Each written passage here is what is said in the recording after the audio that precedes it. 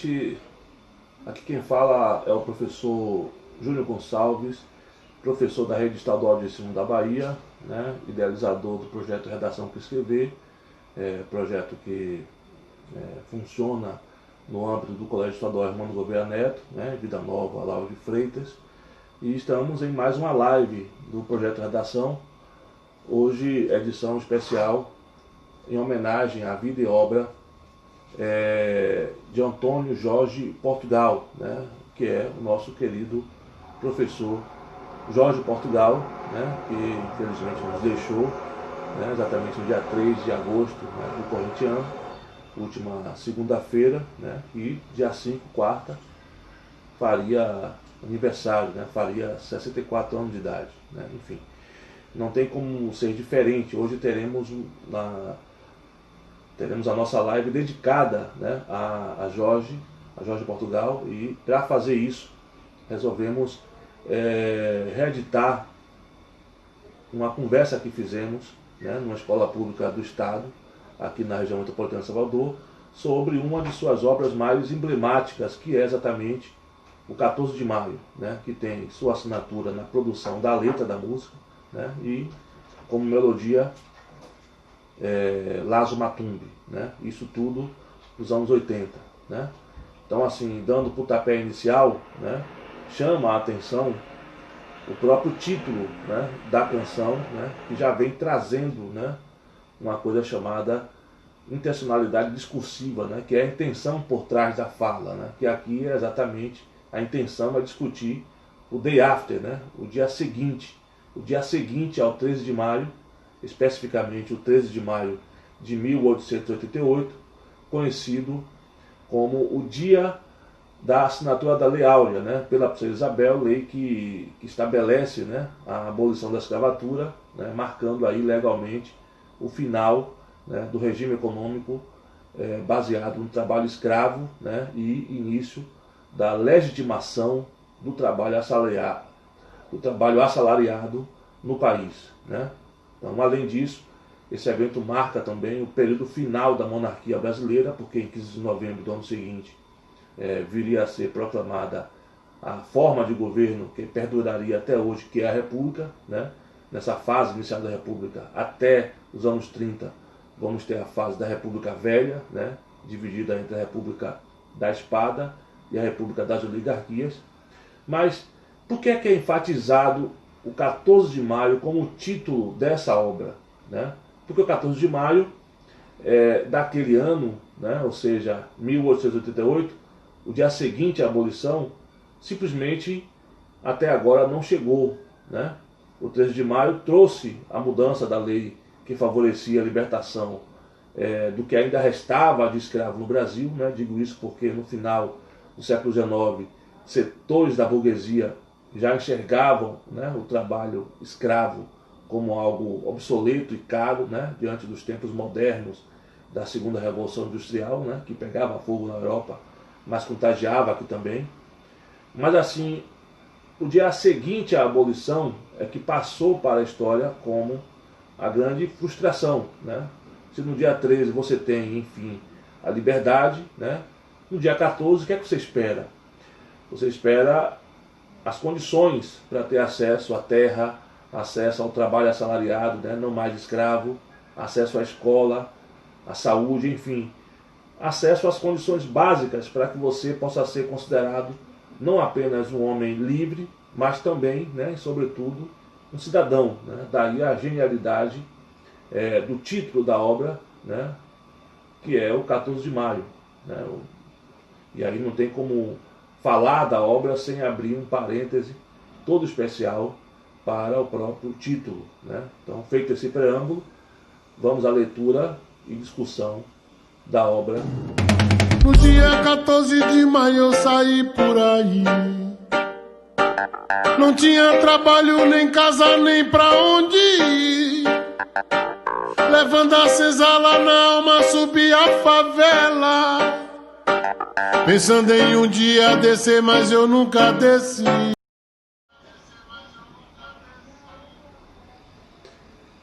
No dia 14 de maio eu saí por aí. Não tinha trabalho, até porque os postos de trabalho eram quase que todos ocupados, né? Os postos de trabalho formal, né? Eram quase todos ocupados pela mão de obra imigrante, né? No Brasil, naquele período, já eram mais de 500 mil imigrantes, né? Grande maioria europeus, né? Então a população negra que era escrava e que passa a ser uma população livre, não tem acesso ao trabalho formal, assalariado, né? E é relegada à própria sorte, né? Então quem vai ocupar esse trabalho, quem vai ocupar esses postos de trabalho, né? É exatamente essa mão de obra imigrante, né? Ou descendente de imigrante, né? Daí o porquê que a formação, né? Inclusive do movimento operário no Brasil, ele não vai ter uma presença negra assim tão marcante, vai ser muito mais a presença do imigrante, né? Porque o negro está na informalidade, né? Então não tinha trabalho nem casa, né? Não tem casa exatamente porque não tem trabalho, não tem renda. E além disso, além de não ter trabalho nem renda, o negro não vai ter essa população negra, né, que era escrava e agora a população livre, não vai ter por parte do Estado nenhum tipo de política voltada para habitação, né, que é uma coisa que até hoje é uma lacuna, né? O Brasil tem uma política habitacional muito tímida, né, até hoje. Então naquela época mais ainda. Então não tinha trabalho nem casa. Se não tem trabalho nem casa, não vai ter para onde ir, né? Então essa população vai simplesmente ser jogada à própria sorte. Aí vem o terceiro verso dessa primeira estrofe: levando a senzala na alma, né? A senzala, que eram os alojamentos, né? Destinados aos escravos, né? Sobretudo nas fazendas, né? E que sempre simbolizava tudo que tem a ver com maus tratos, torturas, enfim, dor, né, em todos os sentidos, né? Então, levando a senzala na alma, quer dizer, levando tudo que representava a senzala na alma. Eu subi a favela, né, pensando em um dia descer, mas eu nunca desci, né? Então essa partezinha aí, pensando em um dia descer, mas eu nunca desci, você tem aí um duplo sentido, né? Você tem um sentido de que pensando em um dia descer, mas nunca desci, como se fosse pensando que um dia vai melhorar de vida, né, para poder sair da favela. Você tem esse sentido, mas também você pode ter o sentido de que pensando em um dia descer, mas nunca desci, como se fosse a favela passa a ser enxergada pela população negra como um espaço mesmo de identidade, um espaço de resistência, um espaço onde eu não quero mais deixar, eu quero melhorar esse espaço, né? Como hoje você tem aí, né, várias ações, né, por parte da própria população das favelas, né, visando melhorar a favela. Então você tem esse duplo sentido aí, né, da questão da favela, né? Então, levando a senzala na alma, eu subi a favela pensando um dia descer, mas eu... Zanzei Zuzu em todas as zonas da grande agonia. Um dia com fome, no outro sem o que comer. Sem nome, sem identidade, sem fotografia. O mundo me olhava, mas ninguém queria me ver.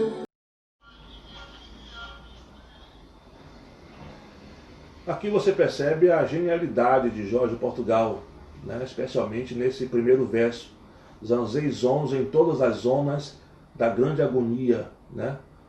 Você tem aí uma oração, né, onde o predicado é o predicado verbo nominal, né? Você tem um núcleo verbo, que é o verbo indicando a ação de zanzar, que significa perambular, né, sem destino, né? E você tem o núcleo nome, né, que é o adjetivo zonzo, que exerce a função sintática de predicativo do sujeito, né, que é a qualidade atribuída ao sujeito, né? Então, zonzo significa, nesse caso aí, desnorteado, né? Então, zanzei zonzo, quer dizer, perambulou sem destino e desnorteado, né? O sujeito é o eu, que é o sujeito desinencial, né? que é o sujeito que é determinado exatamente pela desinência, quer dizer, pela terminação do verbo zanzar. Eu zanzei, né? Então, o sujeito oculto, desinencial, né? O predicado verbo nominal, né? Zanzei, zonzo, em todas as zonas da grande agonia, né? Você tem dois núcleos, o núcleo verbo, que é o verbo zanzar, zanzei, né? E o predicativo do sujeito, que é o zonzo, né? Que significa exatamente desnorteado. Então, zanzei, zonzo, né? Quer dizer, perambulei, né? Sem destino, desnorteado, né? Em todas as zonas, aí a palavra zonas, né? Que aí agora é um substantivo, em todas as zonas da grande agonia, né? Quer dizer, em todos os pontos, né? Da minha dor, da minha angústia, né? Que tem a ver com fome, medo, frio, né? A sensação de que você não tem o mínimo controle sobre o que está por vir, né, na sua vida, enfim. Esse primeiro verso, ele é fantástico. E aí vem, um dia com fome, no outro sem o que comer, né? Que acaba retratando a realidade social dessa população, né, naquele período, e hoje, fortemente, a grande parte da população negra, né, se enquadra nessa condição ainda, né? Uma dívida, né, que o Estado brasileiro, né, tem, né, com a população negra, né, onde naquele momento podia estar se fazendo a devida reparação, né, mas não foi feita naquele momento. E hoje você tem uma dívida histórica sem precedentes. E aí vem a terceira estrofe, sem nome, sem identidade, sem fotografia, né? Lembrando que na época da escravidão, o nome do escravo era dado pelo seu dono, né? O nome que ele tinha, né? Ele não tinha um nome dele lá da África, né? Nem esse escravo que veio da África, nem aquele descendente dele, né? Muito menos esse descendente. Então o nome é dado pelo seu dono, pelo seu senhor, né? E aí no momento que você tem a abolição da escravatura, né? Onde esse escravo passa a ser um homem livre, né? A situação dele, em termos de registro civil, né? De certidão, em termos de RG, né? De carteira de identidade, isso não é regularizado. O Estado não proporciona as condições para regularizar esse registro desse cara que agora teria que ser um cidadão. Não há nenhuma iniciativa do Estado nesse sentido. Então, sem nome, né? Ele não tem nome, porque o nome que ele tem é o nome de escravo. Sem identidade, sem fotografia. Aí veio o último verso da estrofe, o mundo me olhava, não tem como não olhar, né? Eram aproximadamente 700 mil escravos que passam a ser libertos com a Lei Áurea, né? Mas já havia outros tantos que já estavam livres, né? Antes da Lei Áurea, né? Mas você tinha metade ou mais da metade da população que era composta, né? Por escravo ou descendente de escravos. Então, assim, não tinha como não ver, não enxergar essa população, porque essa população simplesmente estava nas ruas, perambulando na criminalidade ou no trabalho informal, né? Então não tinha como não ver. Mas assim, o mundo me olhava, mas ninguém queria me ver. Ninguém queria me ver. Essa última oração, nesse período composto aí, ninguém queria me ver, nos remete à tentativa de embranquecimento, né, da população brasileira, né, promovida pelo Estado e pelas elites, né, com a vinda dos imigrantes, né, enfim. Então, acaba remetendo a isso, né, a tentativa de embranquecimento da população negra, né, com as políticas, né, que havia, né, naquele momento, né, tanto do aproveitamento da mão de obra imigrante, né, em detrimento da população negra, como também na criminalização, né, da cultura negra, né, do símbolo sagrado da população negra. O samba era visto como crime, né, o samba, a capoeira era visto como crime naquele período, né, o candomblé, né. Então, assim, o mundo me olhava, porque não tinha como não ver. Os negros estavam nas ruas, né, a grande maioria da população, mas ninguém queria ver, né, porque a população negra era vista como um estorvo por parte do Estado e das elites, né? O que hoje também não é muito diferente, né? Claro que guardadas as devidas proporções, né? No dia 14 de maio ninguém me deu bola. Eu tive que ser bom de bola pra sobreviver. Nenhuma lição, não havia lugar na escola.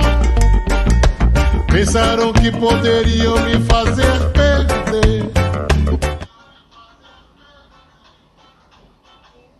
No dia 14 de maio ninguém me deu bola. Isso remete à invisibilidade da população negra, que era naquele momento e ainda é hoje. Ninguém me deu bola, né? Ou seja, as minhas demandas, as minhas angústias, né? As minhas dores, né? No caso, eu enquanto negro, né? Enquanto ex-escravo, agora livre. Então a sociedade não me dá bola, o Estado não me dá bola, né?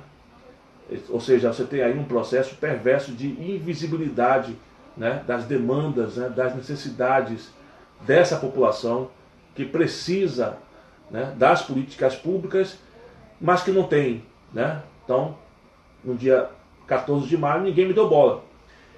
E aí vem o segundo verso da estrofe. Eu tive que ser bom de bola para sobreviver. Ou seja, não tendo o acesso, né? A escola, o acesso a uma profissionalização, não tendo acesso às políticas públicas, não tendo acesso a nada, né?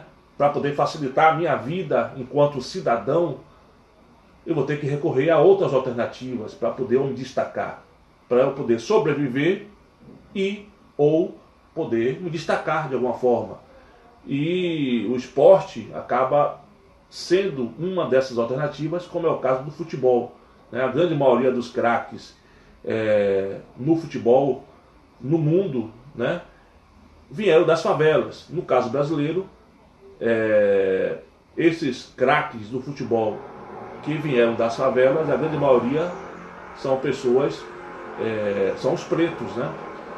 Um grande exemplo disso, um exemplo emblemático disso é o próprio Pelé, o rei do futebol, né? Que veio também da favela, né?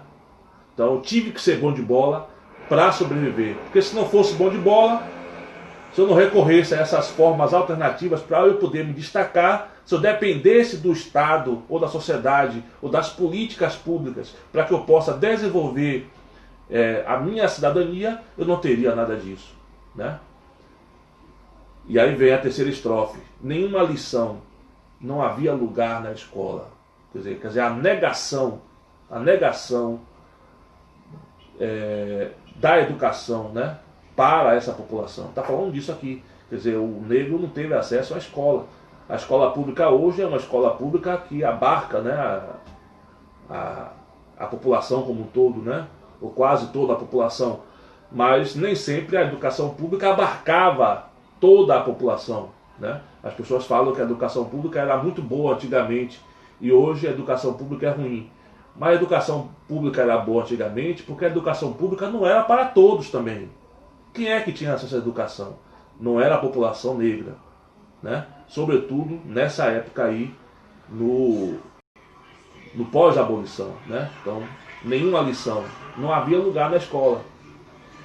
E aí vem o quarto verso, né? Que é como se fosse assim, eu não tenho nada de facilidades, mas eu vou sobreviver, eu vou me sobressair, eu vou conseguir, eu vou vencer. A população negra tem que matar 2, 3, 4 leões por dia. E ela é mestra nisso, historicamente, né? Pensaram que poderiam me fazer perder, né? Mas a população negra resiste, né?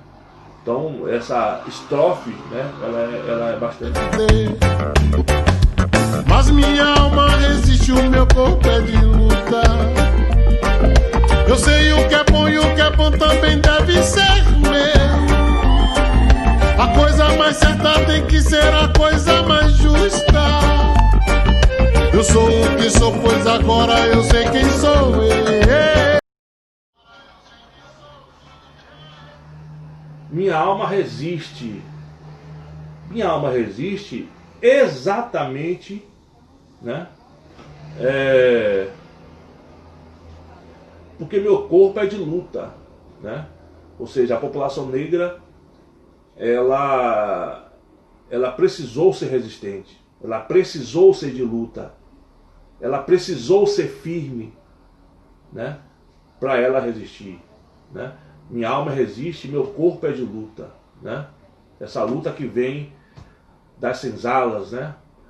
Que vem da resistência, né? A todas as dificuldades, né, que eram impostas pelo Estado, pela sociedade, né, no pós-abolição, né? E até hoje é assim, né?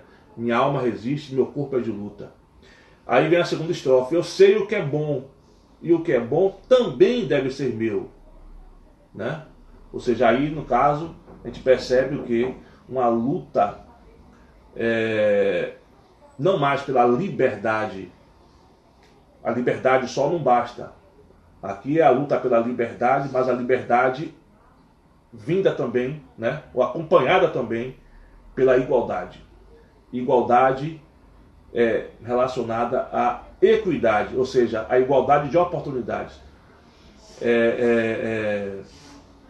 Então, se o outro tem acesso à escola, ao trabalho, ao lazer, a uma moradia, por que é que o outro tem acesso a tudo isso e eu não tenho? Então eu quero ter acesso a tudo isso também, porque eu também sou um cidadão, eu também mereço isso, eu também posso isso.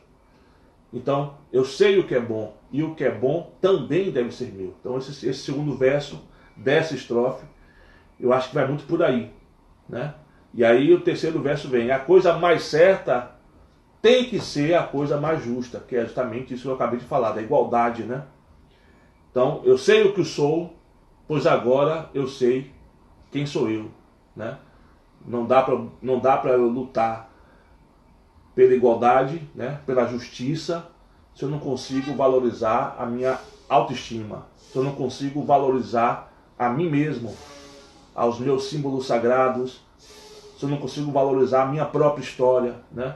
Então, eu sei o que eu sou, pois agora eu sei quem sou eu, né?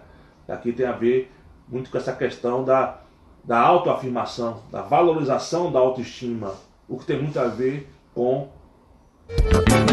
Será que deu pra entender a mensagem? Se ligue no Ilê, aie. Se ligue no Ilê, aie. Agora que você me vê, é pra...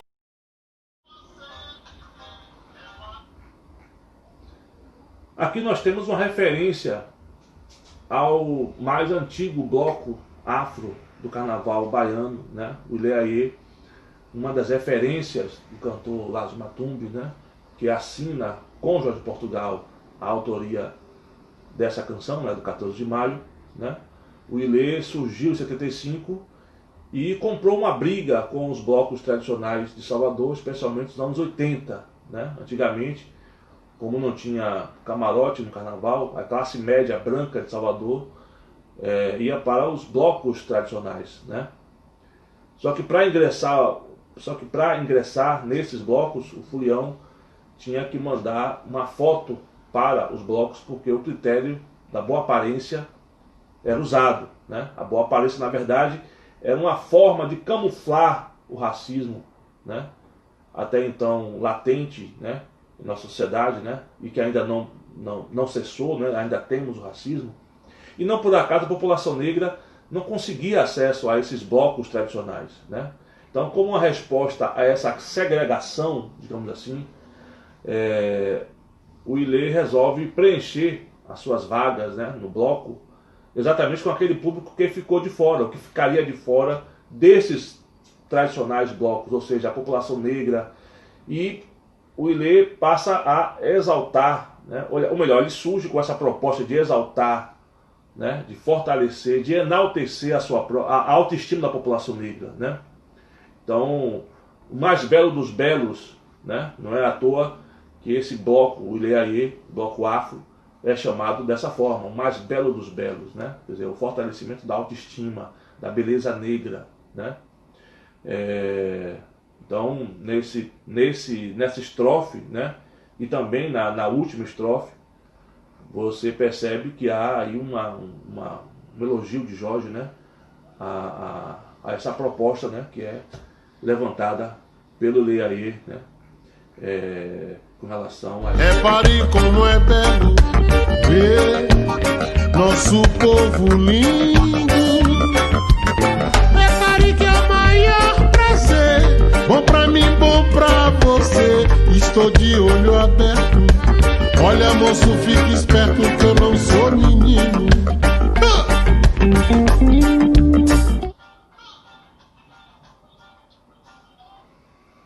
Repare como é belo e nosso povo lindo, né? Então, a ideia de enaltecer a beleza negra, né? Valorização da autoestima, não só a beleza física, como tudo que tem a ver com as características da cultura negra, da religiosidade de matriz africana, né? Ou seja, enxergar traços, né, de positividade, né, e de beleza nessa população, né? Porque o comum era atribuir a tudo que tem a ver com a população negra, né, traços de negatividade, né? Então a religião é sempre a religiosidade negra, ela é vista como algo do demônio, né? Então o candomblé é coisa do diabo, né? Os traços físicos, né, não são vistos como belos, né? Então a ideia é enaltecer não só a beleza física, mas tudo aquilo que tem a ver com as características do povo negro, né? Então repare como é belo, e nosso povo lindo. Repare que é o maior prazer, bom para mim, bom para você, né? Estou de olho aberto. Olhe, moço, fique esperto que eu não sou menino, né? Ou seja, não vem com sua conversa de dizer que eu sou feio, de me botar para baixo, né? De dizer que tudo meu está relacionado a negatividades, né? De me desqualificar, que eu não vou comer reggae, né? Eu tenho uma autoestima, né? Eu sempre vou acreditar no meu potencial, né? Então, essas duas últimas estrofes, né, tem muito a ver com essa questão do fortalecimento da autoestima, né, da valorização da população negra, da beleza negra, e tudo que tem a ver com as características da população negra, né? Então é isso. Bom, essa foi uma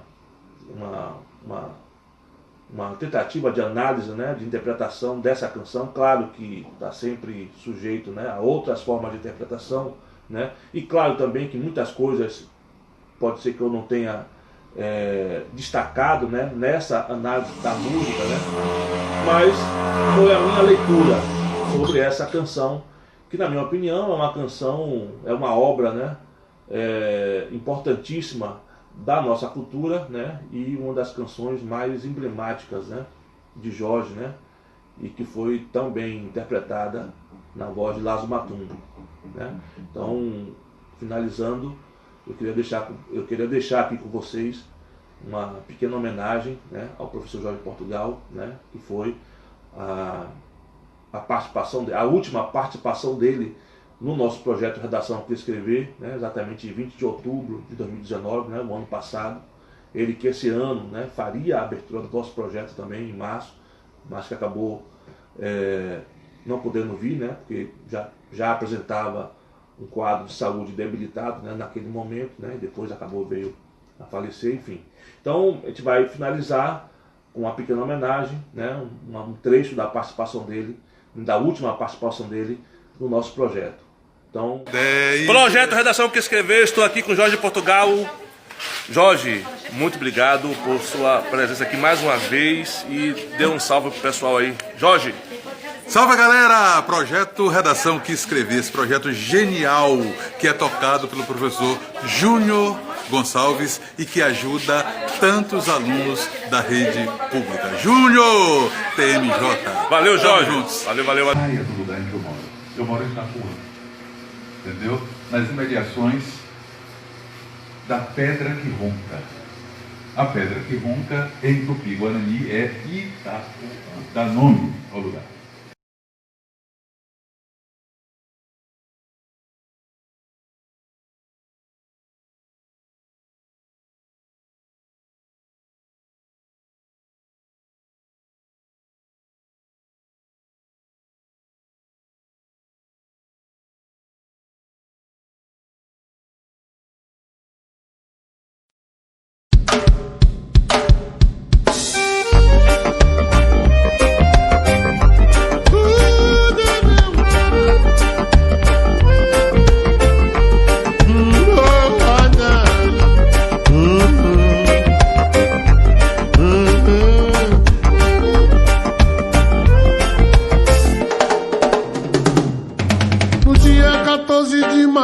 sair por aí.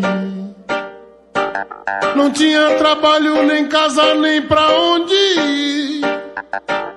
Levando a senzala na alma, subi a favela. Pensando em um dia descer, mas eu nunca desci. Zanzei zonzo em todas as zonas da grande agonia.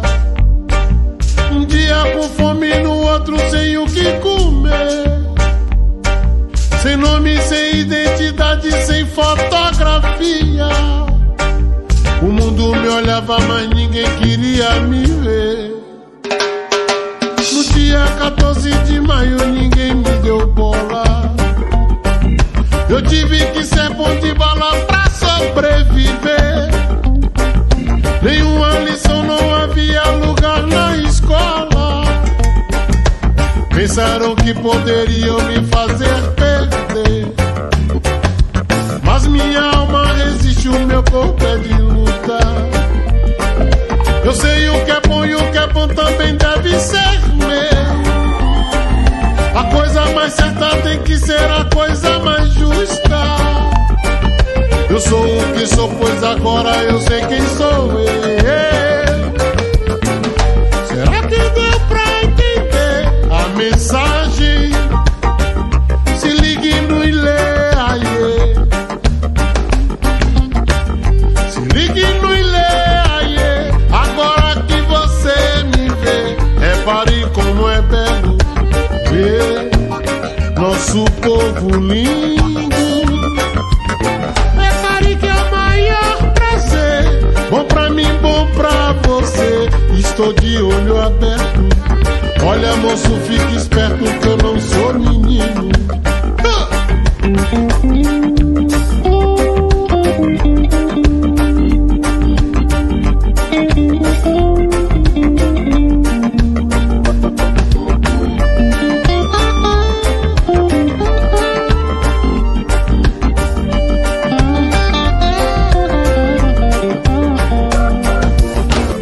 Será que deu pra entender a mensagem?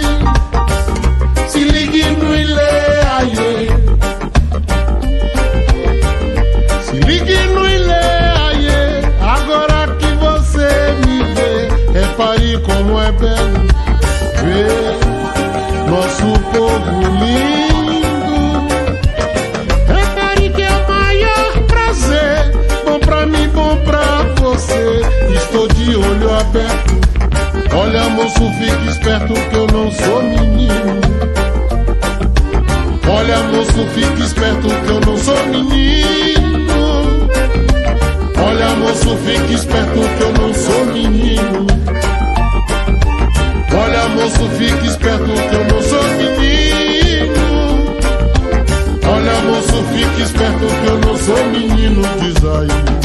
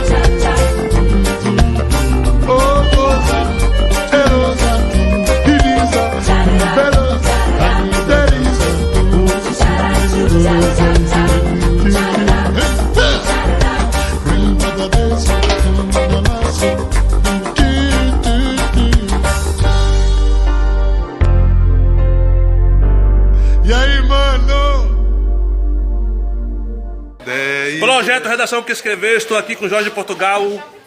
Jorge, muito obrigado por sua presença aqui mais uma vez e dê um salve pro pessoal aí. Jorge. Salve, galera! Projeto Redação que Escrever, esse projeto genial que é tocado pelo professor Júnior Gonçalves e que ajuda tantos alunos da rede pública. Júnior TMJ. Valeu, Jorge. Juntos. Valeu, valeu. Praia do lugar em que eu moro. Eu moro em Itapuã, entendeu? Nas imediações da Pedra que Ronca.